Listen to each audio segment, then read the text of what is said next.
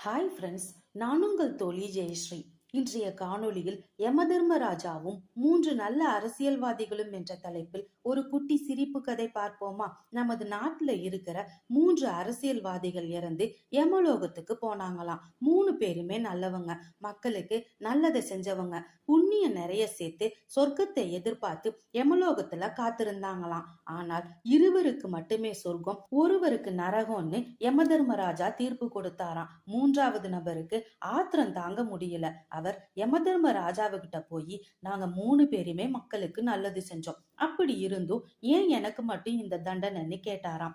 உடனே யமதர்மராஜா அவர் கேட்டுக்கொண்டதுக்காக உங்க 3 பேருக்குமே போட்டி வைக்கிறேன், நீயே போட்டியோட முடிவுல தெரிஞ்சுக்குவன்னு சொல்லிட்டு போட்டி ஆரம்பிச்சாராம். முதலாவது நபர்கிட்ட ஆங்கிலத்துல இந்தியான்னு எழுத சொன்னாராம். அந்த நபர் பாஸ் ஆயிட்டாராம். ரெண்டாவது நபர்கிட்ட ஆங்கிலத்துல இங்கிலாந்துன்னு எழுத சொன்னாராம். அந்த நபரும் பாஸ் ஆயிட்டாராம். மூன்றாவது நபர்கிட்ட ஆங்கிலத்துல ஏதோ புரியாத நாட்டோட பேரை சொல்லி எழுத சொன்னாராம். அந்த நபர் ஃபெயில் ஆயிட்டாராம். அவரு யமதர்மராஜா கிட்ட கெஞ்சி இன்னொரு சான்ஸ் கேட்டாராம். யமதர்மராஜாவும் சரின்னு ஒத்துக்கிட்டு இன்னொரு போட்டி வச்சாராம். 1வது நபர்கிட்ட எப்போ இந்தியா சுதந்திரம் அடைஞ்சிச்சுன்னு கேட்டாராம். அவரு 1947ன்னு சொல்லி பாஸ் ஆயிட்டாராம். 2வது நபர்கிட்ட சுதந்திர போராட்டத்துல எவ்வளவு வீரர்கள் இறந்தாங்கன்னு கேட்டாராம். அதற்கு அவர் 3 ஆப்ஷனும் கொடுத்தாராம். 1 லட்சம், 2 லட்சம், 3 லட்சம்னு. 2 லட்சம்னு சொல்லி 2வது நபரும் பாஸ் ஆயிட்டாராம். 3வது நபர்கிட்ட அந்த 2 லட்சம் வீரர்களோட அட்ரஸ் என்னன்னு கேட்டாராம்.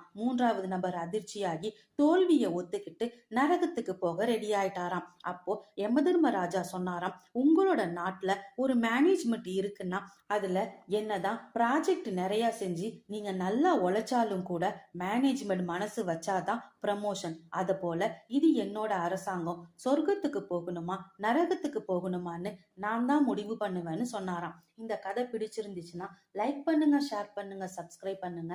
நன்றி நண்பர்களே.